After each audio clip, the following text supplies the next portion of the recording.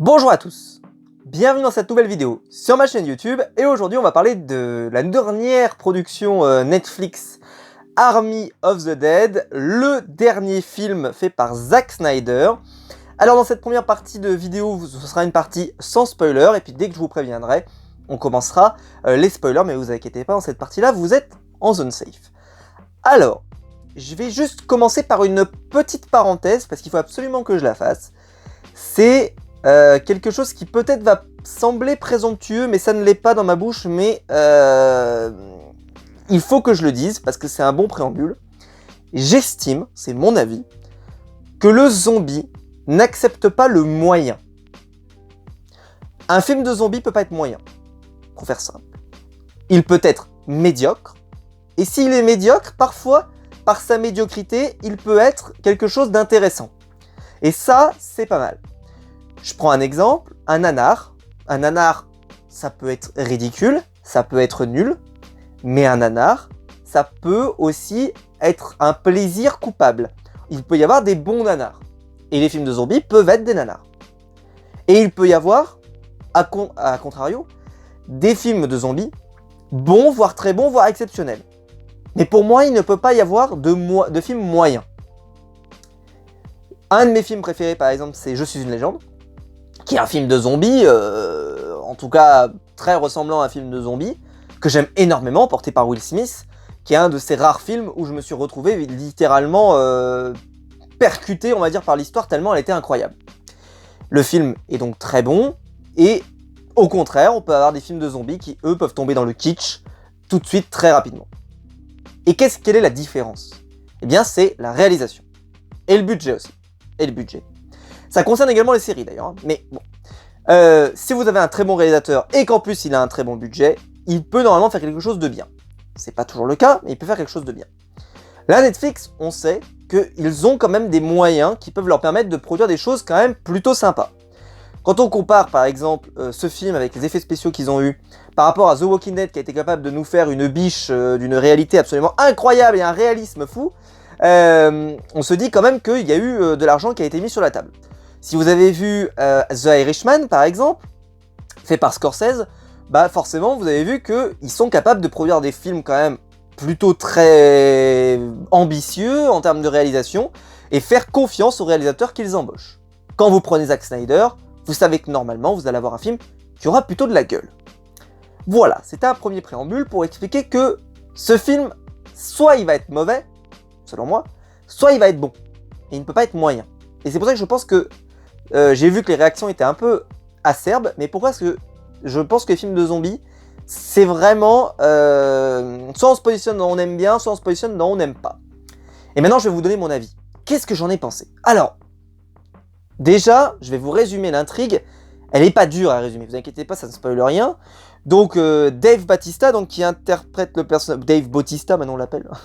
Il interprète Scott Ward, donc on lui donne une mission. Il doit s'infiltrer dans la ville de Las Vegas, qui est désormais contrôlée par une armée de zombies, pour récupérer de l'argent qui se trouve dans un coffre. Et donc il doit mener une équipe, un peu une Suicide Squad, pour récupérer ce butin. Et il gagnera énormément d'argent s'il accomplit sa mission, mais c'est une mission extrêmement dangereuse, puisque la ville est infectée, voilà, il y a des zombies de partout. Et ben voilà, beaucoup de zombies se trouvent dans la ville et ça va être compliqué de pouvoir y rentrer et on voit en fait comment la maladie s'est répandue. En fait c'est un camion qui dès le début du film laisse échapper un zombie dans les rues de Las Vegas. Voilà, on va schématiser mais c'est ça l'histoire plus ou moins. Il y a d'autres petites intrigues un peu subsidiaires avec sa fille, etc. Mais c'est l'intrigue principale. C'est ça en tout cas qui va concentrer tout le film. Et ben le film est plutôt pas mal. Le film est pas mal. Il est pas mauvais. Je le catégoriserai pas dans les films mauvais. C'est un bon film. Est-ce que c'est un classique comme Je suis une légende? Selon moi, non. On n'en est pas là. Et on n'en est pas là parce que il n'y a pas ce moment d'émotion et cette maestria qu'on voit dans Je suis une légende. Non, ça on l'a pas. Désolé, on l'a pas. On n'a pas une relation absolument incroyable entre Will Smith et son chien qui, je pense, peut faire pleurer dans les chaumières. On n'a pas ça. On n'a pas ça. On a un film de bourrin, un film avec des guns, un film où ça trucide dans tous les sens, il y a du sang, c'est gore, c'est ce qu'on veut voir dans un film de zombies. Il y a de l'action, c'est très rythmé, je trouve, qu'on s'ennuie pas, même si je trouve que le film est un peu long. C'est un peu la critique que je fais à Zack Snyder, je le faisais déjà quand je vous ai parlé de la Snyder Cut. C'est vrai qu'il fait des films un peu longs, il serait peut-être bien de se cantonner à des films peut-être qui tiennent en un peu moins de 2 heures. Là le film, je pourrais vérifier, il fait 148 minutes, ce qui est énorme. Ça aurait été peut-être bien qu'il descende un petit peu en dessous des 2 heures, vers les 120 minutes, je pense que l'histoire aurait pu être racontée. J'ai eu le sentiment qu'il a perdu un peu de temps. Enfin, je sais pas, il y a des choses, des fois je me dis que c'est un super réalisateur, Zack Snyder, il faut le reconnaître, mais il serait bon pour lui, pour son style, qu'il apprenne à couper certains trucs, ou en tout cas qu'il apprenne à dynamiser certains moments qui sont un peu sloppy. Ça, je pense que c'est son plus grand défaut. C'était déjà le cas sur la Snyder Cut que j'ai adoré. Hein. Vous pouvez voir ma critique qui est disponible sur ma chaîne. J'ai adoré la Snyder Cut. Et je l'ai dit, hein, j'aurais pu passer des heures devant tellement c'était génial. Mais ceci dit, le film était pas sortable dans ces conditions-là au cinéma. Et ben là, bon, il sort sur Netflix, donc il n'y a pas de problème de durée. Hein, il peut durer 2 heures, 3 heures. The Irishman a duré presque 4 heures, je crois. Donc pas de problème là-dessus de mon côté. Mais voilà, le film dure 148 minutes, c'est plus de 2h28, c'est quand même assez long, moi j'y ai passé quand même toute ma soirée devant. Le film est bon, hein, il se passe pas mal de choses, hein, donc on peut pas dire que c'est un film qui est vide, c'est pas le cas. Il se passe vraiment, le film est rythmé, il a bien dynamisé l'intrigue et bien réparti au fil du temps. Comme vous l'imaginez, vu que c'est un peu le Suicide Squad, bah, vous l'imaginez bien, il y a un peu, c'est une mission un peu suicide, donc il y a de nombreux morts au fil de... Bah, ils sont bien répartis au fil de l'intrigue pour que il y ait toujours un peu des rebondissements. On s'attend à qu'il y ait pas mal de morts, bah, il va y en avoir, vous inquiétez pas. Je vois que par exemple le budget est quand même de 90 millions de dollars, ce qui est quand même très sérieux. Je trouve que ça va, les zombies sont plutôt crédibles. Il y a une sorte de tigre, je vais pas vous dire à quoi il ressemble, mais il y a une sorte de tigre. Ça va, on a vu pire. D'ailleurs, je me demande s'il n'y a pas une petite référence à Game of Thrones, nous en parlerons en partie spoiler. Parce que je trouve que clairement, même dans le design et tout, ça ressemblait un peu à du GOT. On en reparlera en spoiler. Et je trouve que les acteurs sont plutôt pas mauvais. Alors, bon, Dave Bautista fait franchement le job. Bon, il a un rôle... Bah voilà, c'est un rôle de bourrin, donc franchement, enfin, de toute façon, ils sont tous bourrins là-dessus. Mais très content de voir Théo Rossi qui était dans les Sons of Anarchy. J'étais hyper content de le revoir, vous l'imaginez bien, vu que je suis hyper fan de lui. Il y avait également Gareth Dill-Hunt, je sais pas trop comment ça se prononce, qui interprète le rôle de Martin, que j'avais découvert il y a des années et des années dans la série Les 4400, et qui est un acteur que je suis depuis très longtemps et que je trouve toujours très bon. Il est jamais mauvais cet acteur, il est toujours très bon. Pas mal d'acteurs se sentent très bien. Ella Purnell, donc sa fille, la fille donc de Scott, donc de Bautista, s'en sort extrêmement bien également. Bref, tous les personnages s'en sortent plutôt bien, ils ont un bon développement. Ils sont tous plus ou moins intéressants, je trouve. Il n'y a pas vraiment un personnage où on se dit « Oh, ils sont vraiment nuls » ou alors ils vont quitter assez vite l'intrigue, donc tout va bien. Celui qui braque qui est là pour être le braqueur du coffre-fort est plutôt sympa, pas trop comic relief chiant, ça va. Je trouve que c'est resté plutôt agréable à regarder. Et donc le film est plutôt pas mauvais. Alors, enfin, est plutôt pas mal, ouais, il faut le dire, il est pas mal. C'est un bon film, voilà, c'est un bon film, je dirais pas plus haut pour moi, je dirais pas plus haut, je dirais pas que c'est un chef-d'œuvre, je sais pas comment il sera perçu, est-ce que les gens vont se dire ah c'est incroyable, quel film de zombies, Zack Snyder encore une fois a fait un chef-d'œuvre, je sais pas, je pense pas qu'on soit dans ce genre de catégorie, je vous le dis, j'ai bien plus préféré Je suis une légende. Après il y a des trucs un peu téléphonés, je m'y attendais vraiment beaucoup, c'est peut-être dommage, mais ceci dit, la promesse est tenue, c'est un film de zombies, il y a de l'action, ça envoie. Je pense pas que vous allez passer un mauvais moment devant. Peut-être un peu long, c'est le seul défaut. Mais ceci étant dit, je trouve que le film est pas mal. Pas exceptionnel, mais pas mal. Voilà. Ce que je vous propose, c'est que je vais rentrer en spoiler parce que sinon je vais forcément être bridé assez rapidement. Donc je vais passer en partie spoiler. Donc si vous n'avez pas vu le film, bah allez le voir et revenez quand vous l'aurez vu. Et quant à nous, on va passer en partie spoiler. Alors dans cette partie spoiler de la vidéo, je vais expliciter des choses que j'ai laissées en blanc. comme par exemple la référence à Game of Thrones. Alors, pour moi, il y a 2 énormes références à Game of Thrones. C'est le tigre qui attaque les gens. Il m'a fait énormément penser à l'ours polaire qu'on trouve à la fin, dans une dernière saison de Game of Thrones, qui, je trouve, dans son design, ressemblait quand même pas mal, hein, on va pas se mentir. Et aussi, le zombie maître, on va dire le mal alpha, on pourrait l'appeler comme ça, qui domine et qui est extraordinaire et tout ce que vous voulez. Et ben, vous savez, il y a ce moment en fait où il est sur son cheval et il a cette lance comme ça et il met sa lance comme ça en haut et j'ai vraiment eu le sentiment de voir un marcheur blanc. Vraiment, je sais pas si c'était inspiré ou pas, mais j'ai eu le sentiment tout le long du film que c'était un marcheur blanc qui était sur son cheval et je sais pas. Alors, bien sûr, un marcheur blanc un peu plus expressif du visage parce que c'est un zombie, mais ceci dit, dans sa façon, dans sa gestuelle, dans la lance, dans le machin, dans sa façon de se déplacer et tout, il y avait vraiment un côté très voilà, très marcheur blanc, je trouve. Je sais pas ce que vous en avez pensé, mais moi, ça m'a un peu sauté aux yeux. Alors, donc, il va y avoir énormément de décès. Donc, seulement 2 personnages vont s'en sortir, c'est-à-dire la fille de Bautista, donc Kate Ward, et celle qu'elle était en train d'aller sauver, qui, bon, est, voilà, un personnage pas plus intéressant que ça, mais qui justifie le fait qu'il faut aller la sauver, l'hélicoptère et tout ce que tu veux, c'est plutôt intéressant. On nous parle donc de l'argent, que c'est important, puis en fait on se rend compte que pas totalement. Donc c'est pour ça que j'ai beaucoup aimé le personnage de Martin, donc qui est le personnage qui travaille pour Tanaka, je crois qu'il s'appelle, c'est ça. Tanaka, c'est ça, qui lui veut récupérer l'argent et puis lui dit en fait pas vraiment, il préférait récupérer la tête de la femme décédée, à moitié décédée. Bon, pourquoi pas, écoutez. Ce qui est quand même très étonnant parce qu'ils sont prêts à tuer la ville de Las Vegas, par contre eux ils sont prêts à ramener une tête qui est potentiellement dangereuse dans notre pour encore contaminer. Hein, la stupidité humaine n'a aucune limite, l'argent, enfin bref, c'est vraiment du grand n'importe quoi. Mais ceci dit, le personnage, je l'ai trouvé cool, le fait qu'il essaye de piéger un peu tout le monde, le fait que déjà il piège une fille au tout début et elle arrive quand même à s'en sortir, sauf qu'elle se fait quand même attraper par les zombies, donc elle a pas le temps de le dénoncer, bah, ça m'a fait quand même plutôt kiffer. Et puis voilà, tout était sympa dans le film, il y avait le casting, je trouve qu'il y a une bonne alchimie entre tous. Alors après, ils vont tous mourir au fur et à mesure, c'est-à-dire que dès qu'il aura ouvert le coffre, le spécialiste de l'ouverture va mourir.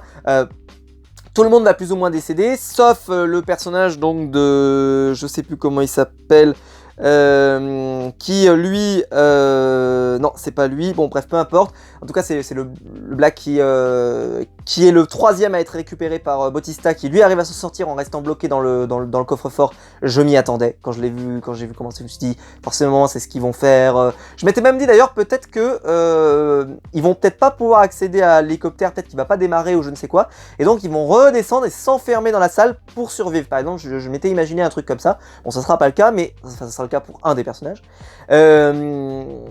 D'ailleurs, c'est pas du tout expliqué de comment il arrive à sortir après du coffre, parce que le coffre se ferme. Il y a vraiment une ouverture de l'intérieur du coffre. Bon, écoutez, peut-être une sécurité, mais genre moi j'avais l'impression qu'il n'y avait pas vraiment d'ouverture de l'intérieur, mais bon, c'est qu'un détail, j'ai envie de dire.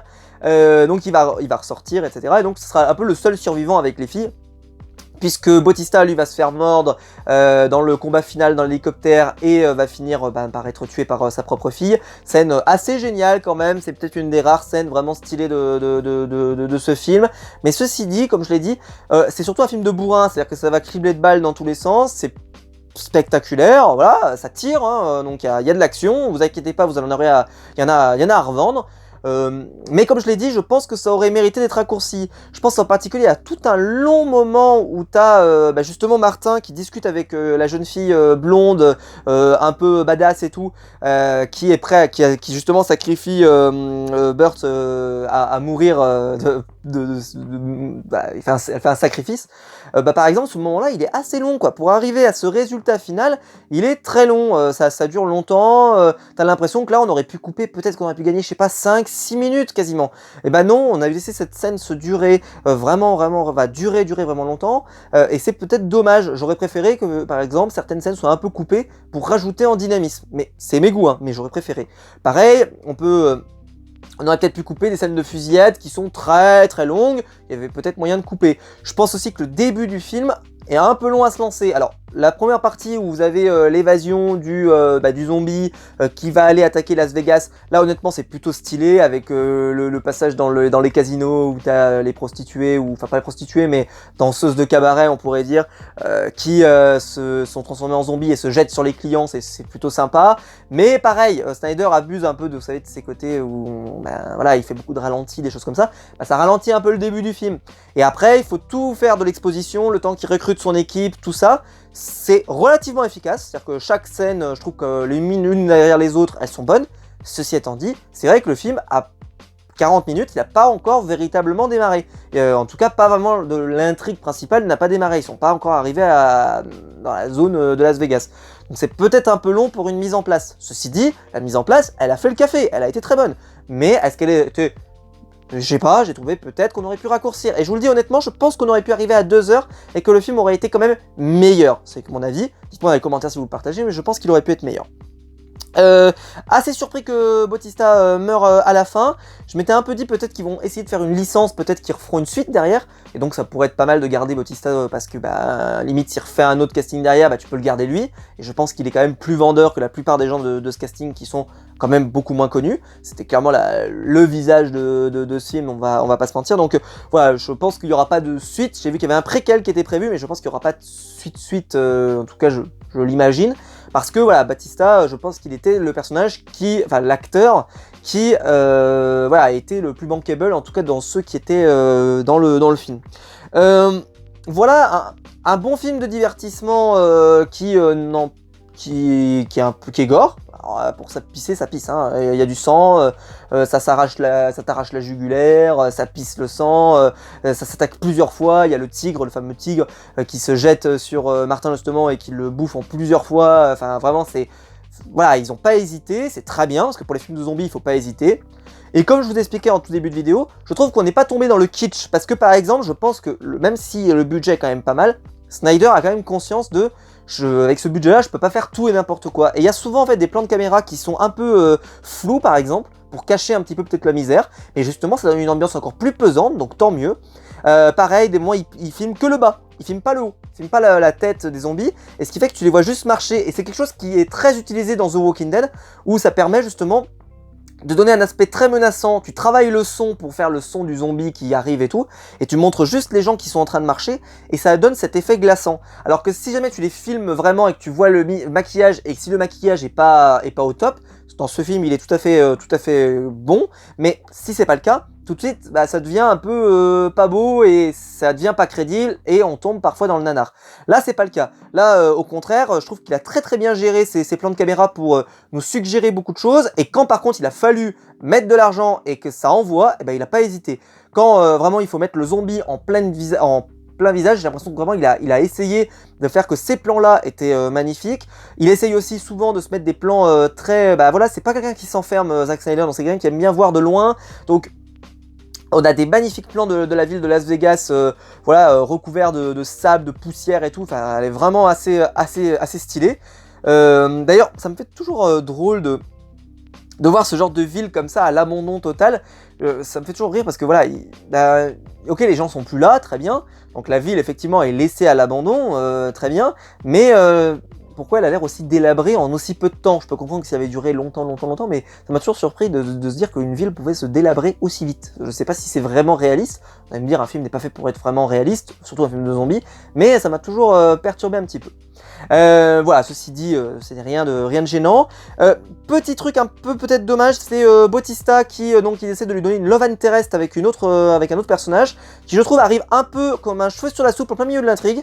C'est dommage de pas nous l'avoir teasé au fur et à mesure du temps, peut-être avec quelques petits clins d'œil. Là, t'as l'impression que ça arrive entre la poire et le fromage, et en plus, elle va mourir tout de suite derrière. C'est peut-être dommage, ça aurait peut-être mérité un peu mieux. Peut-être justement qu'elle discute avec sa fille, qu'elle se rapproche, que machin, j'en sais rien. Voilà. Bon, vous allez me dire, le film était déjà assez long comme ça, mais je pense que ça aurait pu être mieux amené, parce que là, vraiment, t'as l'impression que ça sort un peu comme ça, là, au fait, machin, ouais, un peu dommage. Ceci dit, voilà. Et par contre, je vais terminer avec c'est que la fin, je m'y attendais, c'est-à-dire que je m'y attendais que quelqu'un revienne et qu'il soit mordu.